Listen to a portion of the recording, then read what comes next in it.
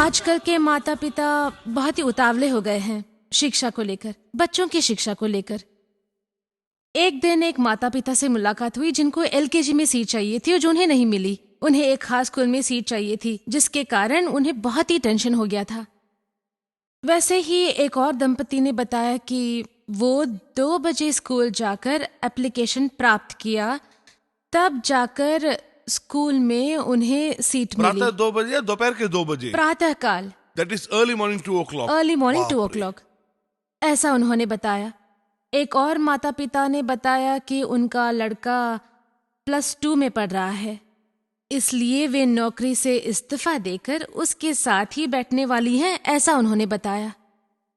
हमारे जमाने में हमारे माता पिता इतने उतावले नहीं थे। 10वीं कक्षा 12वीं कक्षा में पढ़ने वाले बच्चे हैं तो पूरा परिवार उसके साथ बैठकर पढ़ते हैं। ऐसा परिवर्तन क्यों? इसका अगर मैं एक छोटा सा उत्तर दूं तो इसे समय की समस्या कहा जा सकता है। आज से 20 साल पहले जो यहाँ परिस्थिति थी, आज की परिस्थिति और आने वाले 20 साल बाद की परिस्थितियों को अवसर आधार पर देखेंगे तो 20 साल पहले प्रतियोगिता की परिस्थिति नहीं थी। 1991 का जो साल था उसमें हमारे देश ने एक बहुत ही मुख्य बदलाव देखा जिसे टर्निंग पॉइंट कहेंगे। एलपीजी जानते हैं आप? एलपीजी क्या है? Liquid petroleum gas. नहीं, लिबरलाइजेशन, प्राइवेटाइजेशन, ग्लोबलाइजेशन।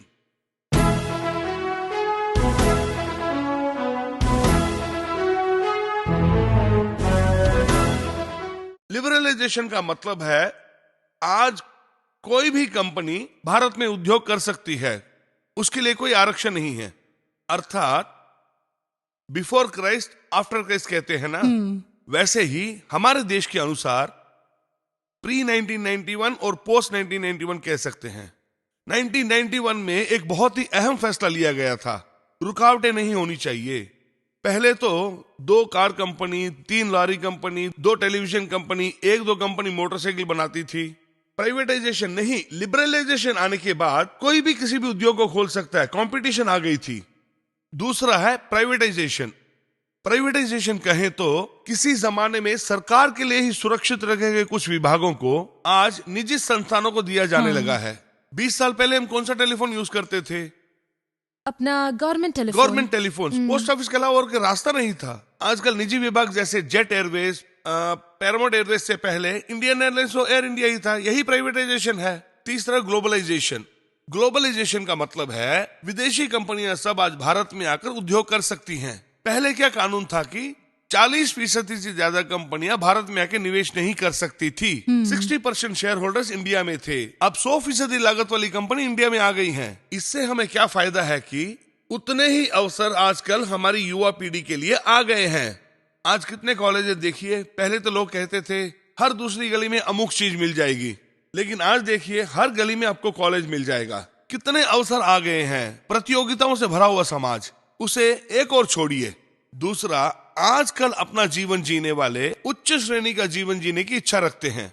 कुछ साल पहले धनी परिवार के लोग ही अपने बच्चों को डॉक्टर बनाने की या इंजीनियर बनाने की इच्छा रखते थे। आजकल सरकार बहुत सहायता कर रही है। हर माता पिता चाहते हैं कि भले हम नहीं पढ़े, कम से कम हमारे बच्चे तो अच्छा पढ़ ले, ये उनकी चाहत है। दूसरी बात है कि आज के स्टूडेंट्स जाग उठे हैं। अब वो समझ चुके हैं कि हमें अच्छी तरह से पढ़ना है। अच्छा पढ़ेंगे तो अच्छा स्कूल मिलेगा, अच्छा कॉलेज मिलेगा, फिर अच्छी जिंदगी मिलेगी हमें। देखें तो 3 मूल मंत्र हैं जीवन के। वो क्या मूल मंत्र हैं? विद्या अनुसार नौकरी, नौकरी अनुसार वेतन, वेतन अनुसार जीवन स्तर। इसे समझ गए हैं। अर्थात आने वाले 20 सालों में मिलने वाले हर अवसर को प्राप्त कर अपनी इच्छा अनुसार उपयोग करने के लिए माँ बाप भी उतावले हैं और स्टूडेंट्स भी पूरी तरह से उतावले हैं। ये अवसरों की बात थी। और दूसरी तरफ इनके मन में द्वंद्व चल रहा है। एक तरफ तो अवसर मिल रहे हैं और दूसरी तरफ थ्रेट्स। ये थ्रेट्स क्या हैं? मन की एकाग्रता को भंग करने वाली भावना। पहले सिर्फ दो ही चैनल थे, दूरदर्शन 1 और दूरदर्शन 2। आज सैकड़ों चैनल आ गए हैं। इतना सब होने के बावजूद उच्च श्रेणी की शिक्षा प्राप्त करने के लिए बच्चों ने संकल्प ले लिया है। प्रत्येक माँ बाप का अपना एक सपना होता है, हर विद्यार्थी का भी अपना सपना होता है। उन सपनों को साकार करना है। इस विषय में पूर्व राष्ट्रपति अब्दुल कलाम जी ने कहा है, सपने देखो, सपने देखो, अगले 3 साल में हम जो सपने देखेंगे वही हमारे जीवन का मूल्य होगा। इस विषय में मुझे एक सच्ची घटना याद आ रही है। आज से बहुत साल पहले अमेरिका के राष्ट्रपति थे जॉन एफ कैनेडी। हमारे पूर्व प्रधानमंत्री जी श्री जवाहरलाल नेहरू और आजकल के श्री अब्दुल कलाम जी जैसे स्कूल में बच्चों से जाके वार्तालाप करते थे, उन दिनों में ही मिला करते थे जॉन एफ कैनेडी। तब एक दिन क्या हुआ, कई स्कूलों से बच्चे व्हाइट हाउस आए। उस दिन तकरीबन 40-50 बच्चे व्हाइट हाउस आए। उनमें से सबसे आगे बैठे बच्चे से हाथ मिलाते हुए जॉन एफ कैनेडी ने पूछा, क्या तुमने अपने भविष्य के लिए कोई सपना देखा है? वो क्या सपना है? उस बच्चे ने उस दिन कहा था जॉन एफ कैनेडी को, आपको देखने के बाद मेरे मन में एक सपना जगा है। मैं पब्लिक लाइफ जीना चाहता हूँ, लोगों की सेवा करना चाहता हूँ, इस व्हाइट हाउस में एक दिन राष्ट्रपति बन के आना चाहता हूँ। वो लड़का कौन था जानती हो? Bill Clinton. ऐसे देखो तो हर एक विद्यार्थी के मन में, मेरी बातें छोड़िए, आप एक स्कूल में जाकर देखिए, एलकेजी की बात छोड़िए, 3rd या 4th में पढ़ने वाले बच्चे से पूछिए आप क्या बनना चाहते हो, डॉक्टर या इंजीनियर बोलेगा।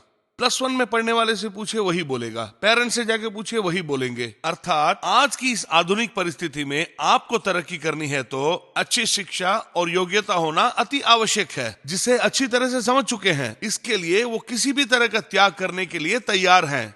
कई परिवारों में पति कहीं और रहता है, जी हाँ, और पत्नी यहाँ रहती है, क्योंकि उनकी बेटी 9th में पढ़ रही है। 10th और +2 वो उसे उसी स्कूल में पढ़ाना चाहते हैं। अर्थात चाहते हुए या ना चाहते हुए ये टेंशन है, और आज का ये टेंशन समय की मजबूरी है।